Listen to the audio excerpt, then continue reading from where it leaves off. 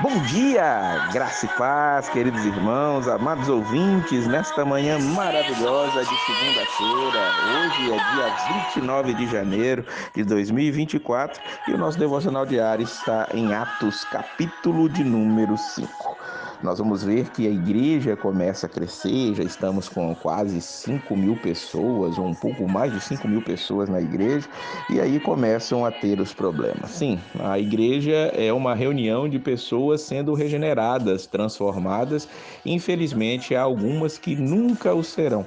É o caso de Ananias e Safira, um casal que vivia ali na igreja, tinha visto ali as pessoas trazerem as coisas aos apóstolos para distribuírem entre aquelas pessoas necessitadas. No final do capítulo 4, nós vamos ver que Barnabé foi alguém que fez dessa maneira, e eles vão tentar agir de uma maneira hipócrita e mentirosa. Aqui a palavra do Senhor vai nos dizer que eles intentaram ali, Ananias e Safira, Ananias com sua mulher, estar enganando os apóstolos. Versículos 1 e 2: Mas certo homem chamado Ananias, juntamente com Safira, sua mulher, vendeu uma propriedade e ficou com uma parte do valor, e sua mulher também sabia disso. Então ele levou a parte restante e colocou-a aos pés dos apóstolos. É interessante nós entendermos que não havia uma imposição de que as pessoas levassem tudo que tinham aos apóstolos, tudo que vendessem aos apóstolos. Era algo que devia ser voluntário. E aqui eles vão dizendo que venderam campo por tal valor e estavam entregando o valor integral ali diante dos apóstolos, o que era uma grande mentira. E isso Pedro vai e faz a pergunta para ele ali, para Ananias, que chega primeiro. Eles não vão juntos aos apóstolos, eles vão separadamente. Versículo 8 vem a pergunta de Pedro: Dize-me, vendeste por tal quantia aquele terreno? E ele respondeu: sim, foi por esta quantia. Então Pedro lhe disse: por que combinastes colocar à prova o Espírito do Senhor? Os que sepultaram o teu marido estão lá fora, eles também te levarão. Aqui nós já estamos vendo Safira intentando o mesmo erro que o marido, fazendo aqui com que o apóstolo que ela achasse que Deus não estava enxergando aquilo que eles estavam fazendo, e ambos morreram ali. É interessante que no início da igreja era necessário esse tipo de ação de Deus imediata ali diante daquelas pessoas. Diz o versículo 11 que um grande temor tomou conta de toda a igreja e todos que ouviram essas coisas. E ali muitos sinais continuaram sendo feitos. Entendamos que essa ação de Deus naquele momento hoje não está acontecendo. Não há uma morte direta quando as pessoas agem com hipocrisia dentro da igreja, mas tenha certeza, haverá um juízo final. Então que nós tenhamos o nosso coração íntegro diante do Senhor e nos coloquemos diante dele. E claro, essa integridade vai trazer perseguição.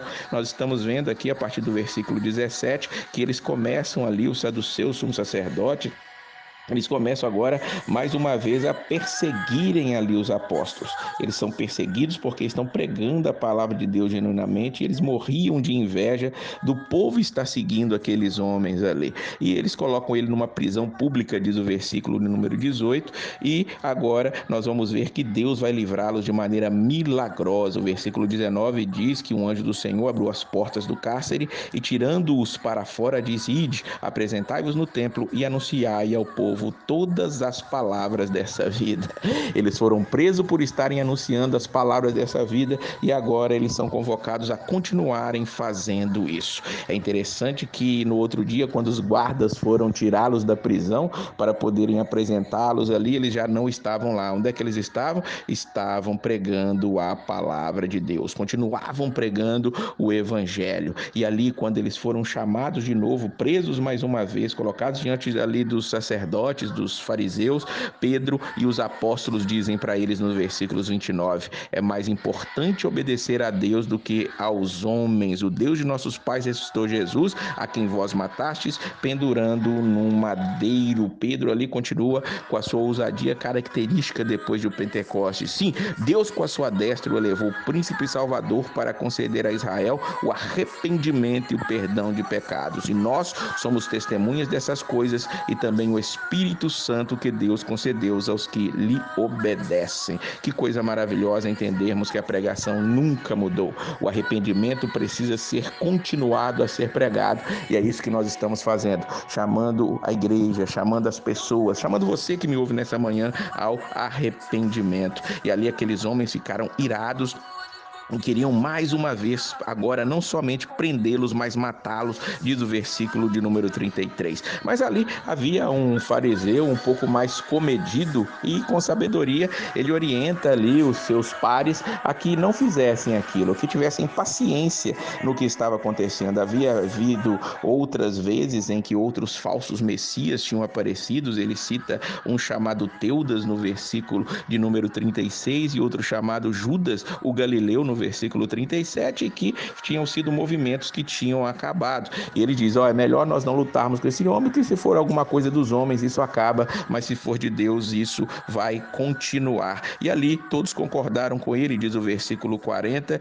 e eles ali maltrataram os apóstolos, chicotearam eles, e mais uma vez no versículo 40, eles ordenam que não falassem no nome de Jesus e o soltam. Mas o que é que eles fazem? Eles saem dali nos versículos 41 e 42, diz a palavra do Senhor, felizes, alegres, por terem sido julgados dignos de sofrer afronta por causa do nome de Jesus. Sofrer afronta por causa do nome de Jesus é um privilégio na grande realidade. Hoje, infelizmente, os evangelhos que estão sendo pregados aí dizem o contrário, dizem que aqueles que são cristãos não sofrerão, terão muitas bênçãos e prosperidade, mas nós sabemos que o evangelho não agrada ao mundo, não agrada àqueles que têm uma mentalidade voltada para as coisas desta terra. Por isso haverá afronta, haverá o mal quando o evangelho é genuinamente pregado.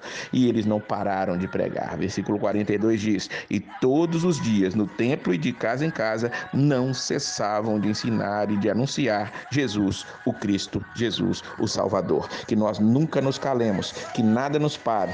Não há autoridade maior do que a palavra de Deus, não há autoridade maior do que Jesus Cristo. Então é Ele que será louvado e engrandecido em todo tempo e em todo momento. Não nos calaremos nunca, a palavra precisa ser ministrada sempre. Que Deus abençoe esse dia e a paz